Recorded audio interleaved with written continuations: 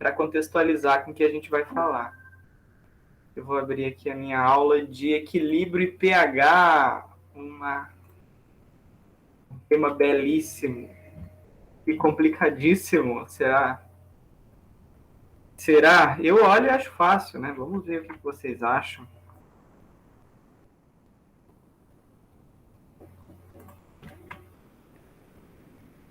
Vou tentar ser breve aqui, porque esse conteúdo tem bastante coisa, tá, gente? Eu ia colocar um fundo do mar com os peixinhos andando aqui, mas achei que vocês iam ficar dando atenção aos peixinhos e iam esquecer de mim, então eu deixei esse fundo aqui estático. Então, pessoal, hoje falaremos de equilíbrio químico e pH.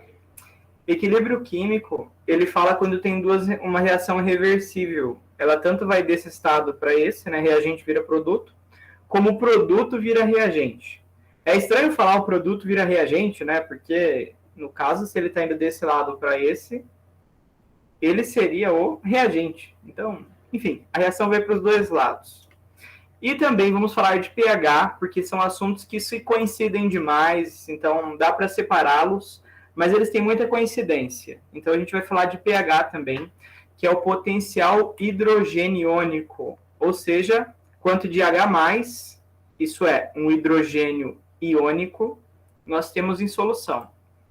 O que nós temos para falar disso? Olha quanta coisa. Equilíbrio químico, deslocamento de equilíbrio, constante do equilíbrio, que é matemático, pH, famoso pH, ácidos e bases, a força desses ácidos e dessas bases e indicadores. E alguns exercícios aí no meio. Vamos ver se nós damos conta de tudo isso hoje. Eu coloquei aqui, então, um pouquinho que a equipe técnica aqui está tendo problemas com a mesa digitalizadora. Opa, apareceu. Eu coloquei um índice aqui do lado direito para a gente ir acompanhando o nosso progresso no conteúdo. E começamos com equilíbrio químico, tá? Que estuda reações reversíveis. Então, eu coloquei aqui que muitas reações químicas são reversíveis, ou seja, elas ocorrem no sentido direto, que é nesse sentido aqui, formando produtos, e também no sentido inverso, que é esse aqui, formando reagentes. Vamos olhar esse diagrama de uma reação química aqui, né? Seriam duas bolinhas, um par de bolinhas. Que cor é isso? É rosa e um par de bolinhas azuis. Aí eles vão reagir e formam um par bola rosa-azul, bola rosa-azul. Ou essas bolinhas rosa e azul podem voltar a ser essas bolinhas rosa e essas bolinhas azuis. Então tá aí essa ideia de uma reação reversível. Vamos olhar isso graficamente, tá? Porque nesse conteúdo aí, gráficos ajudam muito, podem cair coisas com gráfico também. E a gente vai chamar essa reação aqui, A formando B, é uma reação hipotética, tá? A formando B. A gente vai chamar de reação direta. E B formando A, reação inversa. No equilíbrio, a gente representa por essa setinha aqui, ó, dupla seta de equilíbrio. Tanto vem para cá, como vem para cá. Então, A está em equilíbrio com B. Nesse gráfico, a gente tem reagente em azul, produto em vermelho. Como se reagente, então, fosse A e produto fosse B. Vamos entender o gráfico. Aqui mostra concentração e aqui é o tempo. No início, a concentração é máxima de A, né? Então, eu tenho muito A. E B, eu não tenho nada do meu produto B. Vai passando o tempo, A começa a se degradar e na mesma proporção, olha só, B vai sendo formado. Até que chega um determinado ponto que ele vai entrar em equilíbrio. Enquanto o A está formando B, a gente usa a setinha de equilíbrio e costuma representar a reação para o lado que mais ocorre, ou seja, A formando muito B, isso acontece demais, a gente coloca uma seta grandona. E, no caso, no sentido inverso, uma seta pequena. Chega nesse ponto aqui, nós atingimos o equilíbrio. Eba, estamos equilibrados. Aí sim eu coloco a minha setinha aqui normal. O que acontece nessas circunstâncias? A reação para de acontecer? A para de formar B? Não. A continua formando B. E B continua formando A. As duas reações acontecem ao mesmo tempo e na mesma velocidade. E aí as concentrações não mudam, mas esse universo é muito curioso demais. Vamos ver 3 condições diferentes. Pode acontecer de 3 formas. A pode formar B até que eles tenham a mesma concentração, ou seja, no equilíbrio, a concentração dos dois é igual. Coisa que quase nunca acontece, tá? Vocês quase nunca vão ver uma reação desse jeito. O que geralmente acontece? A forma pouquinho do B, bem pouquinho, tá? Então eles estão em equilíbrio, e no equilíbrio a gente tem só um pouquinho de B sendo formado. Então a concentração de A vai ser muito maior que a concentração de B. Ou a reação pode acontecer muito, formar muito produto, né? Então cai muita concentração de reagente, forma muito produto, né? Ó, eles são proporcionais, sempre que um cai o outro sobe, até que a concentração de B fica muito maior do que a concentração de A.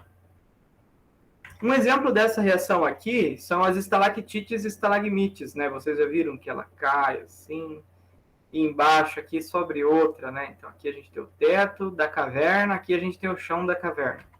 Eu nunca lembro quem que é estalactite e quem que é estalagmite, né? Não sei qual que é de cima e qual que é de baixo. Mas eu sei que é uma reação em equilíbrio.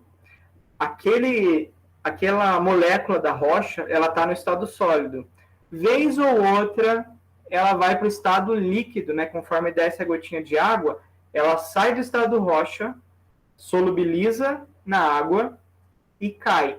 Quando ela cai, ela retorna para o equilíbrio anterior, que é o equilíbrio na fase sólida. Ou seja, quase nada do produto que está ali em meio aquoso, né, é formado. A maior parte fica na fase sólida. E um exemplo dessa aqui, eu não tenho nenhum na cabeça agora, mas vocês entenderam a ideia, né? Vamos passar. Um exemplo muito comum de reação em equilíbrio é o cloreto de prata. Nas lentes transitions, nós temos o seguinte, ela está aqui na sombra, que tem esses compostos aqui, cloro e prata e cloro no seu estado iônico, eles têm carga. Quando recebe luz, pula para esse estado aqui. A prata se liga, se eu fosse balancear, eu tinha que colocar um 2 aqui, né? 2 aqui e 2 aqui. Aí vira 2 átomos de prata neutros e o cloro 2 neutro também. Quando aparece esse prata neutro, a lente fica escura. Então, como funciona esse equilíbrio? Você vai lá na luz, ele recebe luz, fica escuro. Você tira da luz, fica claro. Não sei se vocês já viram um óculos assim, mas o meu pai tem um óculos assim, e eu acho um barato que ele tá branquinho, transparente. Quando ele vai para o sol e volta, ele tá com a lente escura. Aí, em questão de minutos, ele já retorna a transparência, se estiver na sombra.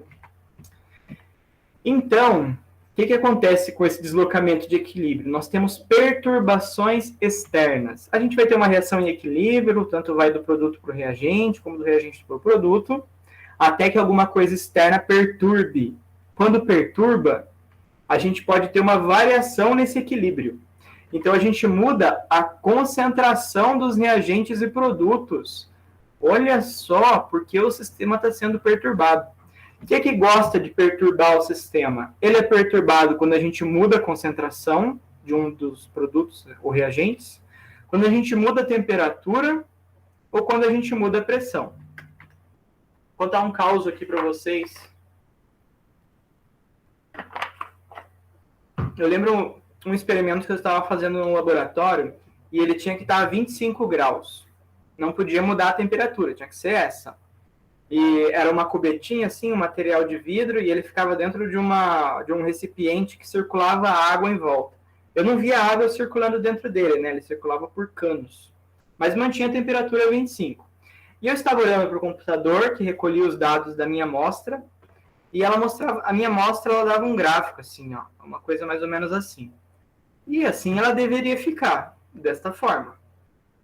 De repente, o meu gráfico começou a fazer isso aqui, ó. A ondinha começou a subir e se deslocar para o lado. Eu falei, mas o que está acontecendo que eu não estou perturbando o meu sistema? Quando eu fui lá no banho-maria, a água estava quase fervendo. Ela desregulou totalmente, perdeu a capacidade de controle de temperatura e levou a água à fervura. Ainda bem que eu vi, né? Porque senão poderia queimar o equipamento, imagina. Começa a esquentar sem água ali, pode queimar, né? Então, só para dar um exemplo para vocês de um equilíbrio se deslocando em função da temperatura. Vamos ver esses 3 fatores, tá? Como que eles vão funcionar ali no meu deslocamento. Olha só. Primeiro fator, o fator concentração. Vamos analisar esse equilíbrio aqui. Eu tenho A e B em equilíbrio com a molécula C. Ambos são gases, tá? Qual que é a molécula A e a molécula B? Ou o átomo A e o átomo B? Não importa, tá? Só importa pra gente a ideia deles. Eles não são átomos específicos. O que importa é que eles representam um elemento qualquer. Então, tá bem, eu tenho aqui um equilíbrio, né, entre 3 espécies diferentes, 2 no reagente e uma no produto. Essa reação, eu falei isso na aula passada, não sei se todos estavam presentes, ela tem ΔH0. O que significa isso? Ela é exotérmica. Ela libera energia, ou seja, ela esquenta quando ela acontece. Então, vamos analisar o equilíbrio. Por hora, a gente não vai ver calor, não vai ver temperatura, vamos ver só a concentração. O que acontece se eu adiciono A ao meu sistema? Vamos olhar aqui, tem A e B em equilíbrio com C. Eles estão equilibrados. Cada um está na concentração que deveria estar no equilíbrio. De repente, chego eu lá e começo a encher de molécula A. Posso, sei lá, tem um potinho com molécula A, que é um pozinho de molécula... Não, é gás, né? Então, eu chego uma bexiga de moléculas A ali no meu recipiente e solta aquele monte de moléculas A lá dentro. O que vai acontecer com o equilíbrio quando vê aquele monte de moléculas A entrando? As moléculas vão falar, poxa, a gente já estava equilibrado aqui, agora começa a aparecer um monte de reagente A, vamos consumir esse reagente A e formar a molécula C. Então, essa molécula que entra em excesso, ela começa a reagir com a molécula B e formar a C, a espécie C. Vou chamar de espécie. Então, o equilíbrio vai se deslocar na direção dos produtos. Então, deixa eu fazer uma flechinha e vou usar a cor vermelha, roxa, cor roxa. Então, se desloca nessa direção. E se eu adiciono B? Oi, pode falar. Mas nesse caso, o B não estaria limitando a reação? Sim, ele pode ser que ele seja totalmente consumido até não poder mais formar C. Aí sim eles limitaria, né? Falou, não dá mais. Mas enquanto tiver a molécula B, o C é produzido. A gente vai ver umas equações, depois vai ficar talvez um pouquinho mais fácil de compreender também. Se eu adicionar a molécula, a espécie B, mesma coisa, começa a colocar B ali, que é um reagente, né? Vou chamar de reagente para ficar fácil. Começa a colocar reagente B, o que o equilíbrio fala? Pô, tem muito B. Vamos começar a consumir esse B e formar a espécie C. Então, mesma coisa, ele se desloca para a direita, forma produto. E se eu começo a adicionar C, adicionar o produto, aí é até mais fácil aí, né? Porque é uma espécie só. As moléculas vão falar, poxa, estávamos equilibradinhos. E esse monte de C aqui, vamos consumir todo ele. Então, eles começam a formar reagentes A e B. Ou a gente fala, ele se desloca para a esquerda. Agora eu vou parar de adicionar. Eu vou retirar. Os princípios são os mesmos. Se eu retiro A, né, tiro ele do meu sistema, o sistema diz, poxa, estávamos equilibrados e agora falta A. Como resolver isso? A espécie C começa a reagir e se decompõe nas espécies A e B, para compensar a falta de A que eu magicamente retirei do meu sistema. E se eu retiro a molécula C, mais fácil ainda de analisar, né? Eu tiro essa espécie, o equilíbrio fala, opa, vamos repor a espécie que você tirou, porque a gente quer ficar equilibrados. Então, está bem? Se eu adiciono reagente, eu formo produto. Se eu adiciono produto, eu formo reagente. Tá? Essa é a relação de equilíbrio com concentração. E pressão? Olha só, tem a espécie A e B e a espécie C. Eu tenho, deixa eu desenhar aqui, ó. Eu tenho reagente A, B em equilíbrio com C. Né? E esse aqui está fechado. Cada gás ocupa um espaço de uma molécula. Então, na fase reagente, eles precisam de 2 espaços para as moléculas. Né? Na fase produto, precisa de 1. Isto é, na fase reagente, eles precisam do dobro do volume se comparado à fase produto, para se manter ali na mesma pressão. Né? Então, se eu reduzo a pressão... deixa eu colocar desenhinhos. Eu tenho desenhinhos aqui, olha que legal. Vamos pensar que eu tenho 2 mols, né, destes, em equilíbrio com 1 mol desse aqui. Eis que eu reduzo a pressão. O que eu faço? Como se eu tivesse uma seringa. Já colocaram um dedo no bico da seringa e puxaram o êmbolo? Se você solta, o êmbolo volta, né? Nesse momento, você está abaixando a pressão. Então, se eu puxo o êmbolo ali da seringa, né, vamos pensar que eu tenho uma seringuinha, aumentei o volume, o que o equilíbrio vai falar? Poxa, temos um baita espaço aqui para ocupar. O que a gente faz? Vamos ir para o estado reagente. Vamos formar A e B. Cadê? Vamos formar A e B para ocupar esse volumão aqui que acabou de surgir. Então, desloca para a esquerda. E no contrário, e se eu aumento a pressão? Se eu aperto o bico da seringa, ele empurra o êmbolo. Aí as espécies tendem a sair da fase reagente e vir para a fase C. Então eu aumento bastante. Se eu tinha 3 bolinhas de C, agora eu tenho 5. Então, nesse caso, vai para a esquerda e nesse caso vai para a direita. Então sempre que eu aumentar a pressão, o equilíbrio desloca para a direita? Não é uma decorebinha assim, né? Depende qual dos 2 lados ocupa menor volume. Então, o aumento da pressão favorece o lado que ocupa menos volume. Pode ser o reagente, pode ser o produto, depende da reação. E um outro sistema que é um pouquinho mais complicado de analisar, porque envolve energia, olha só. Essa reação, ela é exotérmica, então ela esquenta.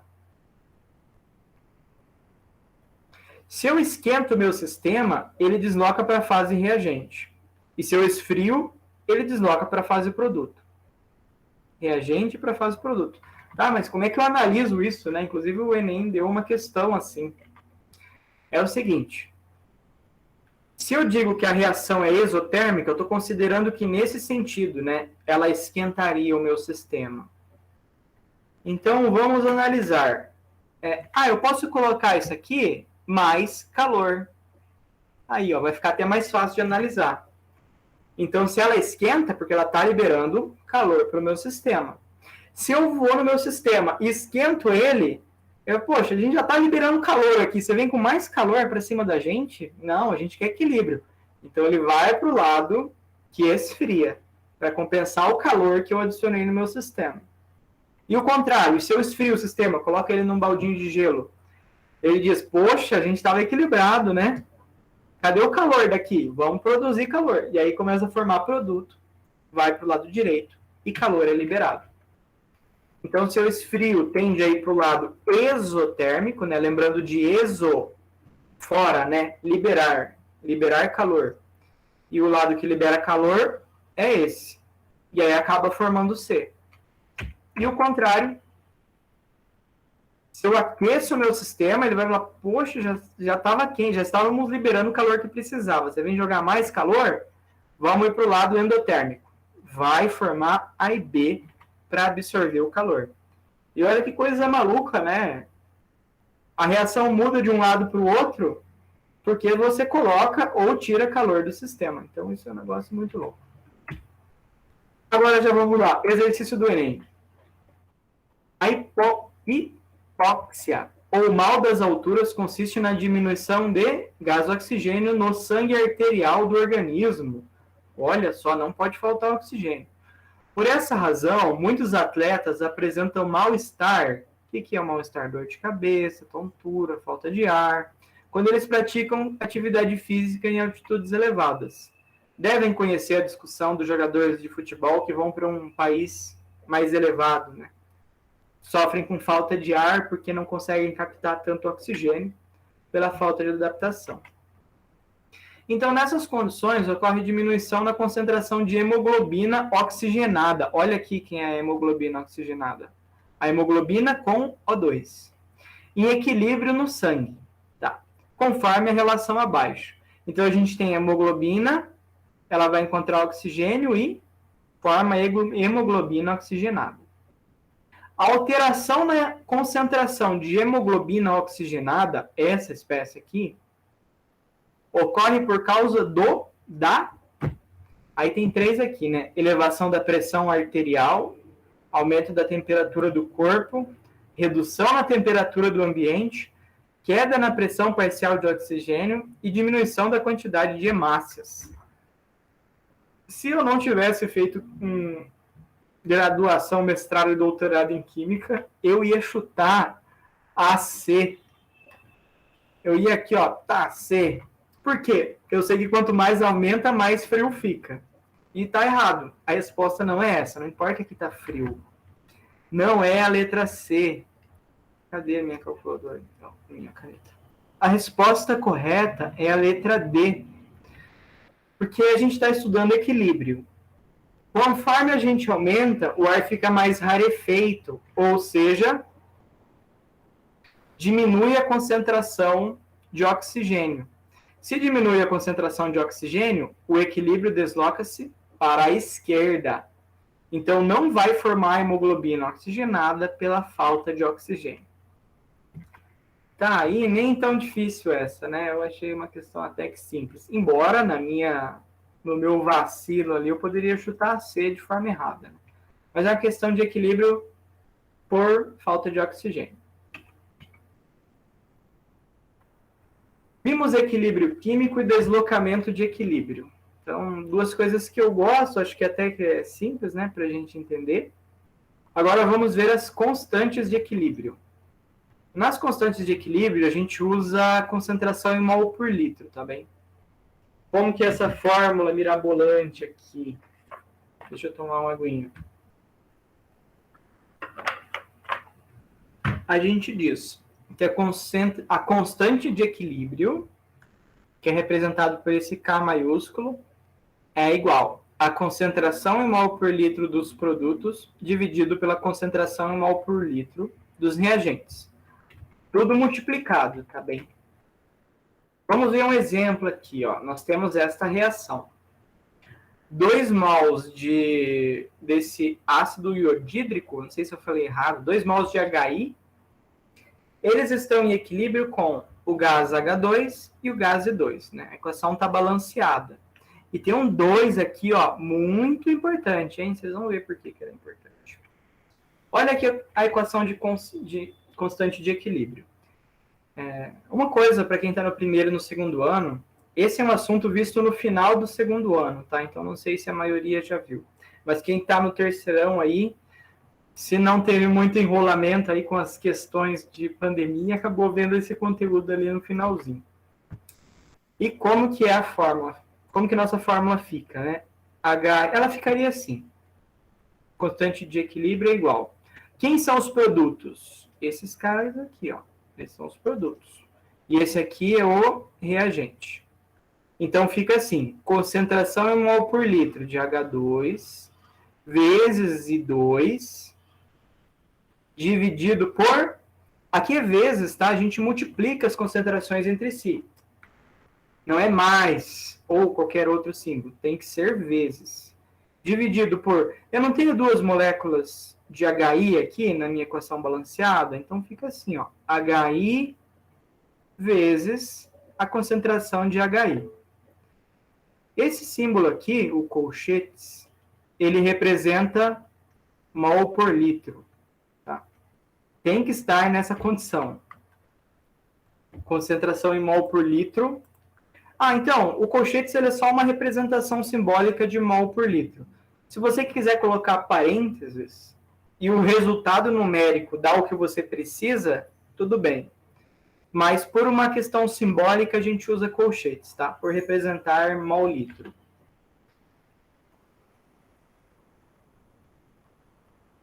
Então, essa equação aqui, ela pode ser resumida nessa aqui, né? Eu tirei o HI vezes HI e coloquei HI ao quadrado.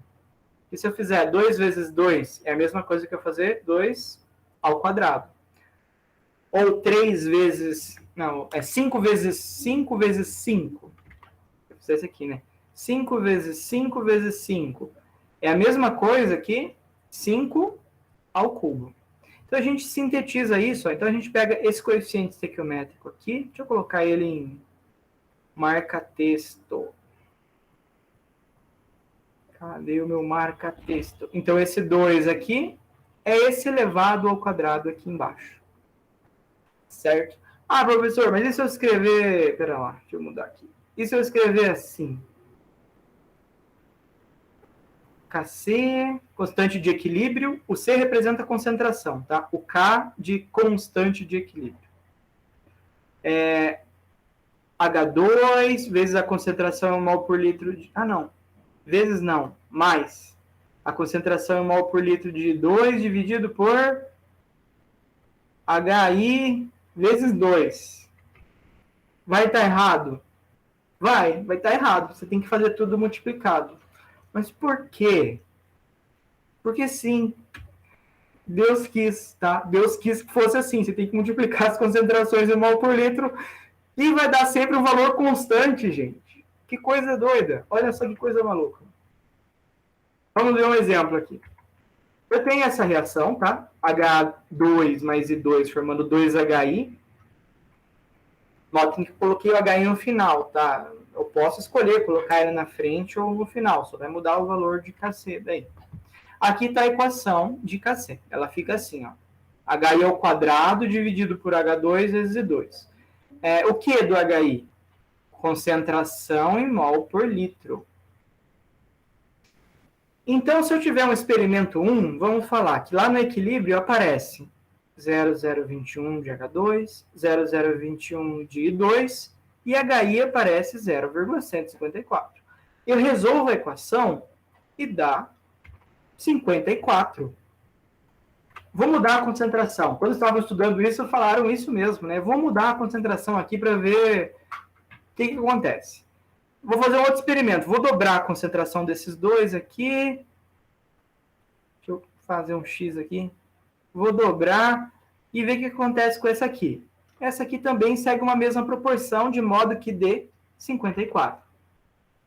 E aí eu mudo os valores. Não quero valores iguais desses dois. Eu vou mudar. Vou pôr 0,32 desse e 0,13 desse. E ele vai se organizar para dar 0,15 desse aqui. Na verdade, não daria para pôr 0,32 e 0,13 desse para ver quanto daria do outro, né? Porque eles iam acabar reduzindo um pouquinho para formar produto. Mas o interessante é o seguinte, mesmo que eu coloque concentrações diferentes ali entre os dois, eles vão se equilibrar de modo a dar 54. Eu mudo, coloco um outro valor também, ó. Eu aumento mais esse aqui aumenta um pouquinho e forma esse.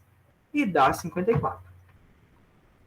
Que coisa curiosa. Então, isso representa constante de equilíbrio. Eu nem preciso fazer o experimento para saber as concentrações dos meus reagentes ali. Se eu tiver uma concentração que eu não sei e souber as outras, né, eu consigo fazer umas continhas ali e encontrar. Ou se eu fizer um outro elemento, uma outra reação com concentrações diferentes dessa, eu sei que se não der 54, vai dar bem perto ali de 54. Então, tá aí uma curiosidade incrível do universo. Tem uma coisinha aqui que é sobre alguns elementos, algumas espécies que não vão entrar nessa equação. Por quê? Quando nós temos substâncias sólidas ou líquidas, elas vão ter concentração, isso aqui, ó, concentração fixa, e elas não participam da constante de equilíbrio. Recordando o que é a concentração, né? É quanto de soluto eu tenho por solvente. Eu tenho água aqui, ó, uma garrafa de água. Eu acabei de pegar desse mar virtual ali. Se eu posso encontrar a concentração de água, ou seja, falar quantos mols de água tem em 1 litro? Posso, eu tenho 1 litro, eu tenho alguns mols de água. Então, eu sei que o número dá 54, mais ou menos. Se eu tirar um pouquinho de água daqui, eu altero a concentração? Ou seja, eu vou alterar quanto tem por litro? Não. E se eu jogar mais água, eu vou alterar quanto tem por litro? Não vou alterar. Essa concentração é fixa. Diferente se eu tivesse, por exemplo, NaCl aqui dentro, né? Sal de cozinha. Se eu jogasse água aqui dentro, aí eu ia mudar a concentração. Ia diminuir, né? Ia ter menos mols de NaCl por litro. Mas a concentração de água em água, ela não muda. A mesma coisa sólida. Uma concentração de um sólido, ele sempre vai ter o mesmo número de mols por litro. Vamos pensar que eu tenho, sei lá, 5 litros assim de um metal. Se eu tirar uma fração dele ou jogar água em cima dele, não muda nada. Ali dentro dele, a concentração de mol por litro vai ser a mesma. Então, sólidos e líquidos não entram nas constantes, tá? Se eu for olhar essa reação aqui, ó, ferro mais cobre 2+, aquoso, esse sólido. Dá ferro 2+, aquoso, mais cobre sólido. Então, eu ia fazer assim, ó, a constante de equilíbrio é ferro 2+, dividido por cobre 2+. E o que significa esse 2+ aqui para mim, nessa constante de equilíbrio? Ele não significa nada, tá? Então, não vai elevar ao quadrado, nem pensar em nenhuma bruxaria matemática do gênero. A única coisa que significa é que ele tem carga, né? Cientificamente, aí, se eu fosse olhar para a matéria, ele ia ter 2 elétrons a menos. Então, não muda nada. Esse é outro exemplo aqui, ó, o ácido fluorídrico aquoso, né, que significa dissolvido em água, com água líquida, vai estar em equilíbrio com flúor menos e H3O+. Então, a constante fica assim. Flúor com carga negativa vezes a espécie H3O+, com carga positiva, lembrando que a carga não muda nada para a matemática aqui, dividido por HF vezes H2O. Não. H2O é líquido, né? Então, essa espécie não vai entrar. Eu posso tirar assim, porque eu sou chique e tenho uma mesa digitalizadora. Aí, ó. Maravilha. Esse aqui também, que tem uma água líquida, né? A gente só não coloca essa espécie no equilíbrio. Fica assim, Kc igual NH4+, vezes OH-, dividido por reagente, concentração em mol por litro de NH3.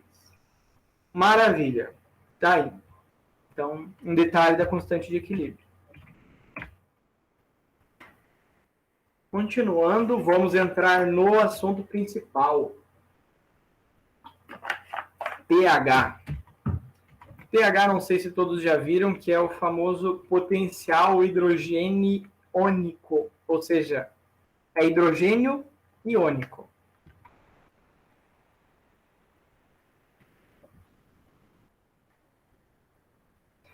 A água, por si só, ela auto-ioniza, tá? Só lembrando um íon, o íon tem carga, tá bem? É isso que um íon significa. Ele tem elétrons a mais ou a menos do que o número de prótons. Se isso aconteceu, você tem um íon. Na mesmo, NaCl, você joga NaCl na água, ele faz assim, ó, Na mais vai para um lado, Cl menos vai para outro. O cloro rouba um elétron do Na e os dois saem um para cada lado. Eles são íons. Tá? É isso que íon significa. E a água por si só, ela encontra outra molécula de água e tcharam, ela forma o H3O+, que é a espécie ácida, e o OH-, que é a espécie básica. Então, a água auto-ioniza. Tem duas formas da gente representar isso, tá? As duas aparecem na mesma frequência, são ambas bem comuns. A gente pode representar assim, duas moléculas de água se encontrando, formando, vou fazer um destaque aqui com o meu marca-texto, H3O+.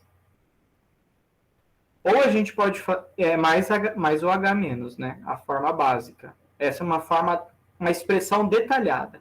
E uma expressão mais sintética é essa, ó. Uma molécula de água vai se dividir e formar a espécie H+, e a espécie OH-. Essa é uma forma simplificada. O que a gente quer dizer? Que saiu um hidrogênio aqui e tem um hidrogênio iônico. Ele pode ser H+, ou H3 ou mais.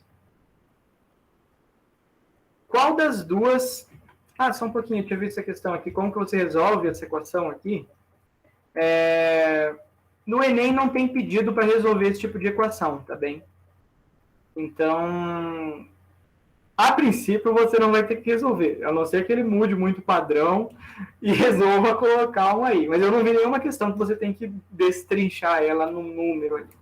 Embora o conceito vai aparecer, que vocês vão ver daqui a pouquinho, tá?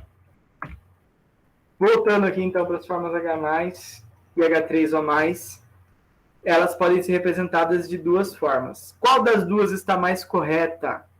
Essa aqui.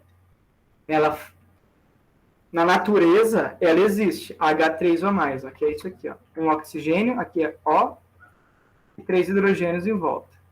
E a espécie H+, que seria um hidrogênio errante ali, voando sozinho? Não tem, tá? Então, em geral, a gente não vê um hidrogênio sozinho voando pela molécula, por um balde de água. Ele acaba se ligando, sim, no oxigênio e vira H3 ou mais. Por simplificação, a gente omite isso e chama a espécie H+.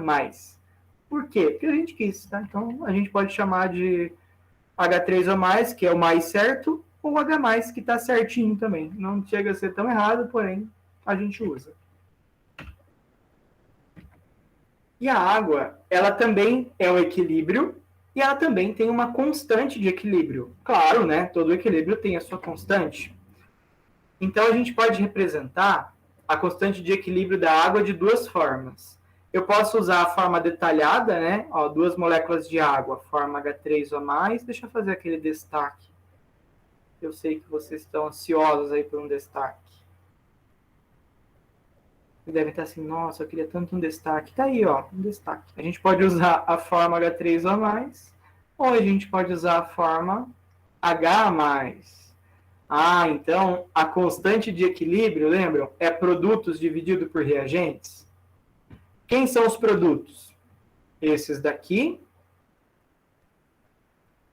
E por que é que não tem o dividido por reagente aqui, por água, H2O quadrado? Cadê esse fator aqui embaixo? Ele não vai aparecer, porque a gente está falando de espécies líquidas, que não vão mudar sua concentração. Então, a fórmula de constante de equilíbrio fica somente assim. Oh, no. No, no, no, no, no. Pronto. Posso usar essa forma quanto essa, tá? O que importa para mim é o seguinte, as duas representam a mesma ideia. E quando a gente trata da constante da água, a gente fala KW, W de water, que é água em inglês. Então, a água líquida não entra aqui nessa equação, né? Justamente porque ela é líquida e tem concentração constante. A constante da água, ela é um valor, né? Esse constante de equilíbrio é um valor numérico, que não tem unidade, tá? É só o valor mesmo. É 10 a menos 14. Tá bom? Então, ela ioniza muito pouco, né? A quantidade de íons vai ser bem baixinha. Aí, o que a gente tem? Quando nós temos a concentração de H+, e OH- igual, elas são 10 a menos 7. 7, já ouviram esse número? Qual que é o pH neutro? É pH 7. Será que isso aí tem relação? Ó, as duas tem que multiplicar e tem que dar 10 a menos 14, né? Então, se essa é, vamos usar a marca texto, se essa é 10 a menos 7, essa tem que ter 10 a menos 7 também. Para que no final dê multiplicado, né? Opa, sempre erro a mão aqui. Para que quando eu multiplicar dê um KW igual a 10 elevado a menos 14.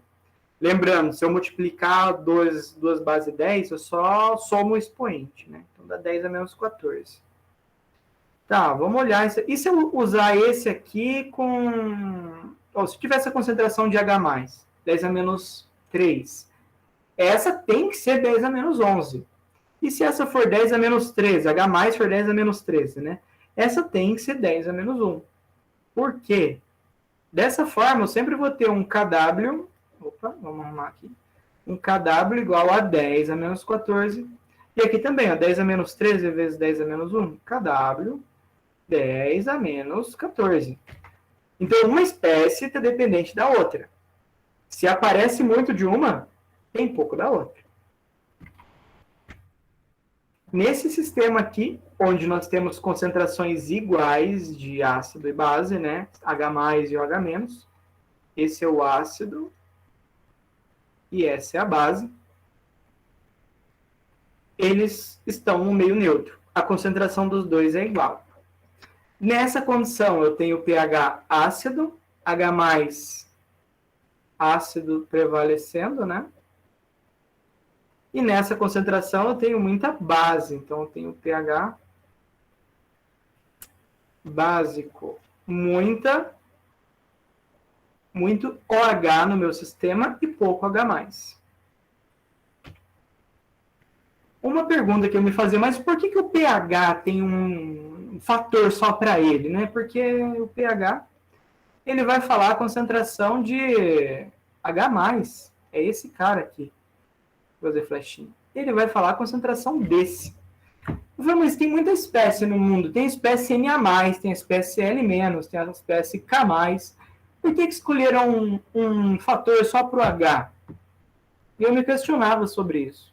Isso decorre porque a água, essa água abundante aqui que está atrás de mim, ela aparece muito na natureza. Assim. 70% do corpo é água, 70% da terra, do planeta Terra, é água, 90% de uma planta é água, então tem muita água.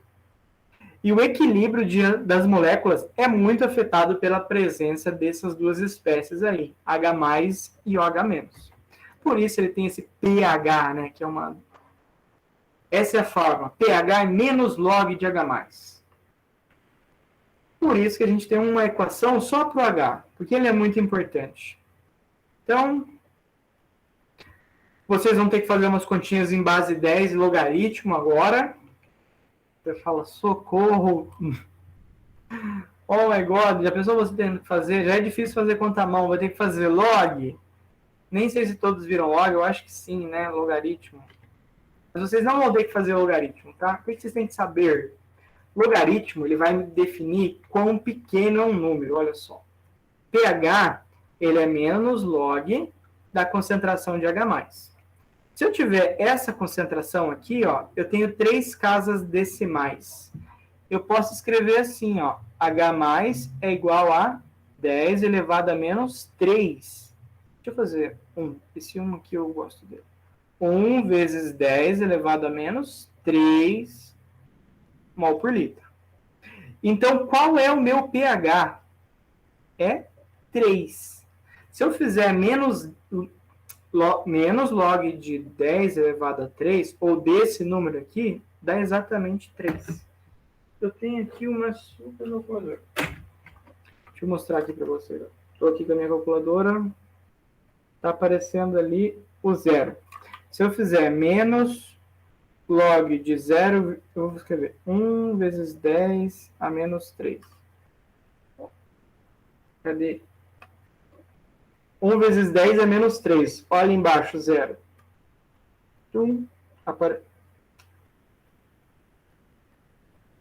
Apareceu aqui, ó, o número 3. Tá?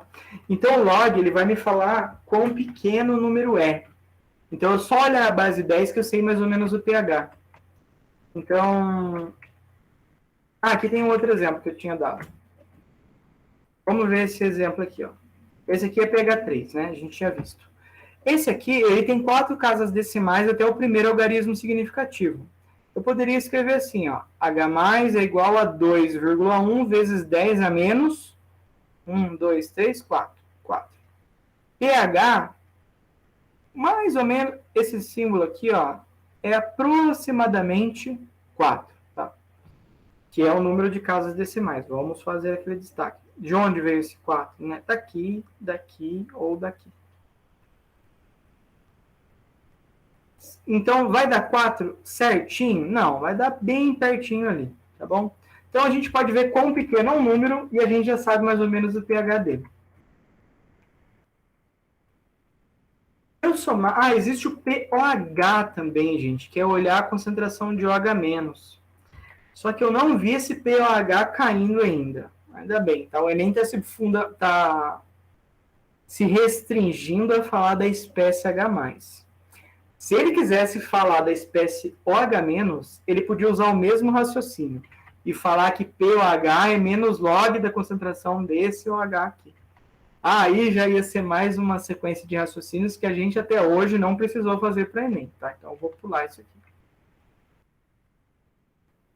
Vamos lá. Ah, não, tem uma tabelinha legal aqui, ó. Essa tabelinha aqui, ó. Qual é a concentração de H+, OH-, pH, pOH e o meio? As duas, o KW, né, as concentrações deles tem que dar 10 a menos 14. E os pH mais pOH tem que dar 14. Então, se eu falar aqui que a concentração de H+ é 10 a menos 3, qual é a concentração de OH-? 10 a menos até 14, falta 11, né? 10 a menos 11. Essa coluna aqui a gente vai pular, tá? Porque o Enem não tem pedido ela. Qual é o pH? Ah, e eu vou ver a concentração de H+. Quão pequeno o número é? Opa. Vocês estão percebendo que eu estou com um problema aqui em acertar o marca-texto? Quão pequeno o número é? 10 a menos 3. Ah, então meu pH é... Oh, céus! Meu pH é 3. Aqui seria 10 a menos 10, então é 10 a menos concentração de OH, 4. pH, 10. Esse meio é ácido ou é básico? 7 é neutro. Abaixo de 7, ácido. Acima de 7, básico. Essa é a regrinha. Vamos só fazer isso aqui, ó. Tem 4 casas decimais. Se eu colocasse em base 10, eu escreveria assim, ó, 10 a menos 4. Então, esse seria 10 a menos 10. Então, o pH seria 4. E ele é ácido. Tem um 10 a menos 7 aqui, ó, que seria neutro, né? Então, esse também é 10 a menos 7. pH 7. Neutro. O único exemplo de pH neutro. Opa. Não é um exercício. Uma dona de casa acidentalmente... Vamos ir para ele. Deixou cair na geladeira a água proveniente do degelo de um peixe. Oh, que bagunça, hein? O que deixou o cheiro forte e desagradável dentro do eletrodoméstico. Sabe que esse odor característico de peixe deve-se a aminas, e esses compostos se comportam como base. Na tabela listada, as concentrações hidrogênio-iônicas, né, o pH, ó, a concentração de H+, H3 ou mais, de alguns materiais encontrados na cozinha que a dona de casa pensa em utilizar na limpeza da geladeira. Dentre esses materiais listados, qual que é mais apropriado para amenizar o odor? Se ele é básico, eu não vou explicar isso agora, eu vou explicar lá na frente, tá? O que vocês tinham que saber aqui? Quais são os compostos mais ácidos? Então, eu vou traduzir esse enunciado. Tá? Quais são os compostos mais ácidos? Para quem que eu vou olhar, então? Para a concentração de H3 ou mais. Ou seja, a concentração da espécie ácida. Então, quais desses são os maiores valores? Você não ia olhar aqui, esse é 12 e esse é 12, esses são os maiores, né? E aí você fala, tá fácil. E aí você vai lá no sabão e no carbonato. Não, isso aí estaria errado.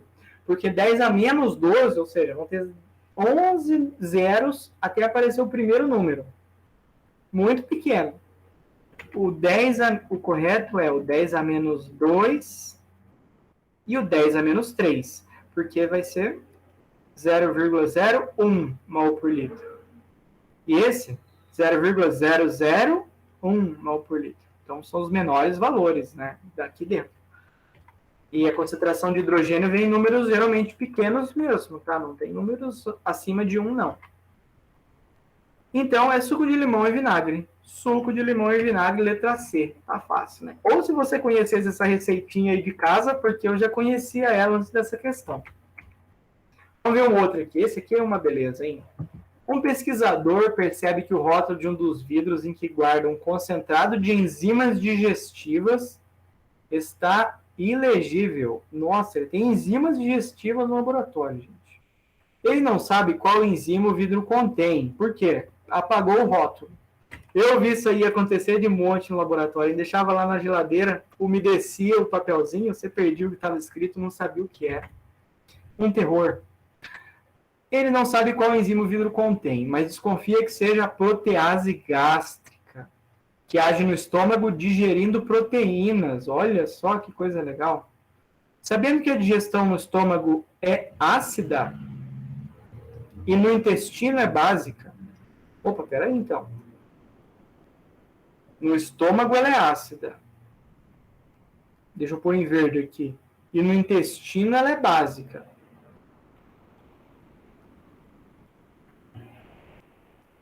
E ele monta 5 tubos de ensaio com alimentos diferentes e adiciona concentrado de enzimas em soluções com pH determinado. E aguarda para ver se a enzima age em algum deles. O tubo de ensaio em que a enzima deve agir para indicar que a hipótese do pesquisador está correta é a que contém o quê? Nossa, aí tem batata, carne, ovo, macarrão, manteiga. pH 9, 5, 9, 5 e 9. Então, são duas coisas que a gente tem que analisar. O tipo de alimento e o pH. Vamos analisar o pH primeiro? O que ele pensa que tem? Ele pensa que é enzimas digestivas de proteína. E a digestão no estômago é ácida. No estômago. Então, ele pensa que é a protease gástrica que está no estômago. Certo. No estômago é ácido ou básico? É ácido. Então, pode ser essas duas aqui. Essas duas estão certas. E são meios ácidos. Nesse pH, a enzima vai funcionar bem. É o pH em que ela se encontra no organismo. Beleza. Qual das duas, então, vai digerir proteína?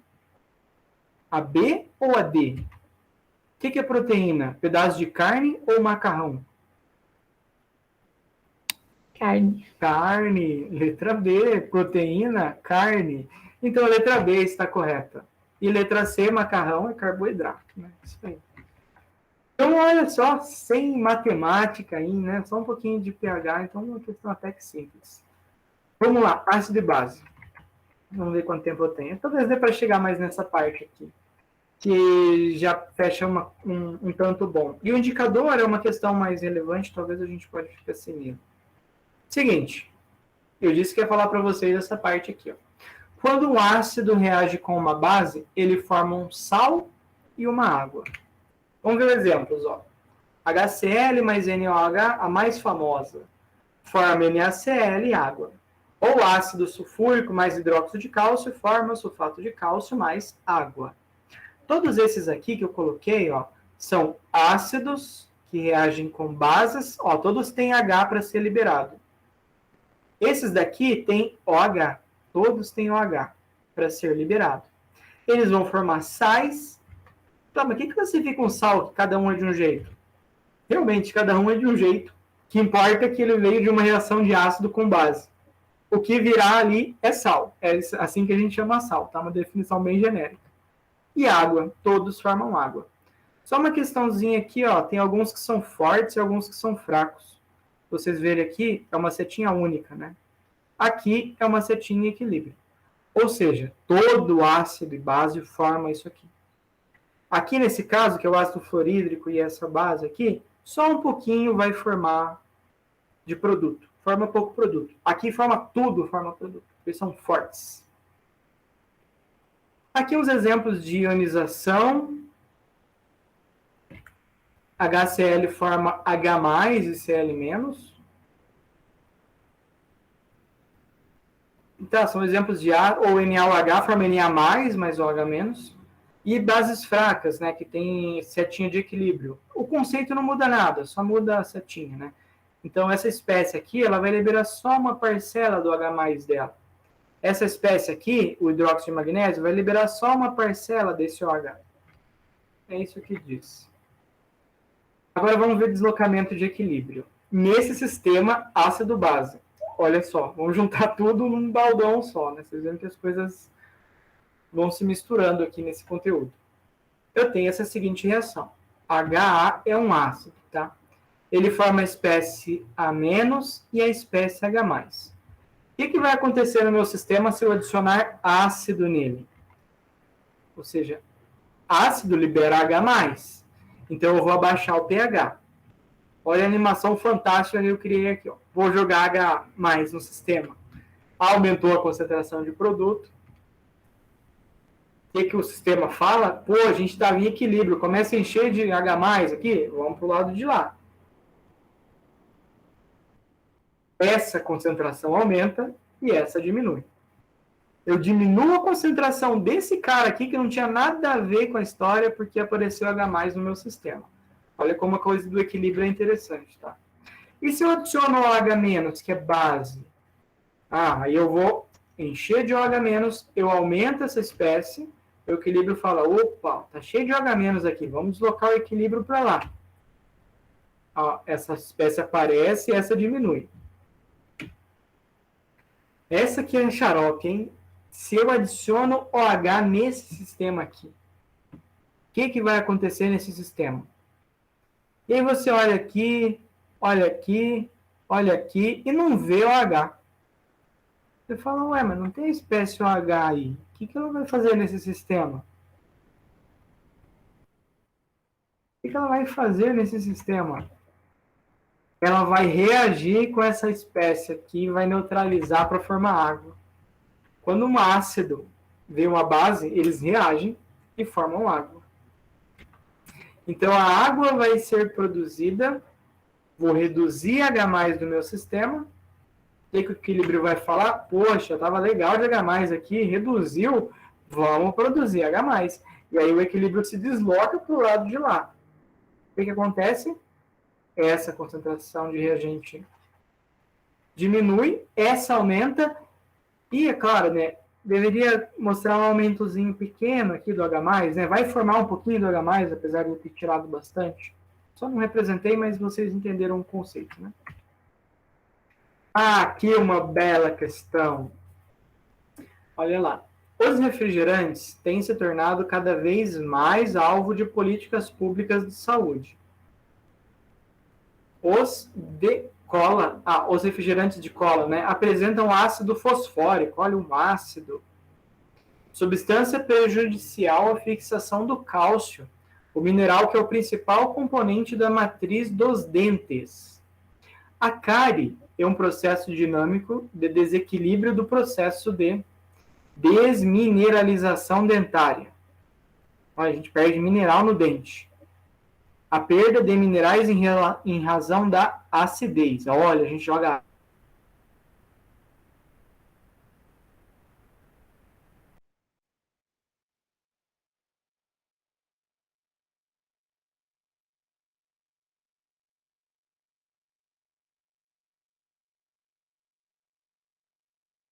de minerais. A presença da sacarose decresce o pH.